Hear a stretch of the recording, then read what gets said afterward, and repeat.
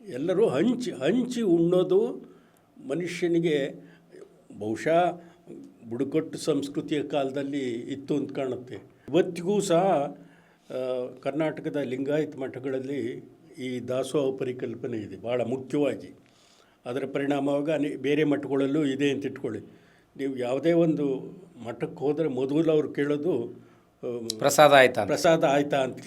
ಹಾಂ, ಮೊದಲು ಮನುಷ್ಯನಿಗೆ ಅನ್ನ, ಆ ಅನ್ನವನ್ನು ಎಲ್ಲರೂ ಹಂಚಿ ತಿನ್ನಬೇಕು ಅನ್ನುವಂತಹ ಒಂದು ತತ್ವವನ್ನು ದಾಸೋಹ ಪರಿಕಲ್ಪನೆ ಹೇಳುತ್ತೆ.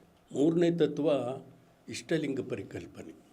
ಇಷ್ಟಲಿಂಗ ಪರಿಕಲ್ಪನೆಗೆ ಒಂದು ಧಾರ್ಮಿಕ ಚೌಕಟ್ಟಿನ ಅರ್ಥ ಒಂದು, ಇನ್ನೊಂದು ವಿಶಾಲವಾದ ಅರ್ಥವನ್ನು ಕೊಡ್ಬೋದು. ಇಷ್ಟಲಿಂಗ ಪರಿಕಲ್ಪನೆ ಹೇಳೋದೇನು ಅಂತಂದರೆ, ಧರ್ಮ ಸಂಘಟಿತವಾದಾಗ ಭಾಳ ಅಪಾಯಕಾರಿಯಾಗುತ್ತೆ.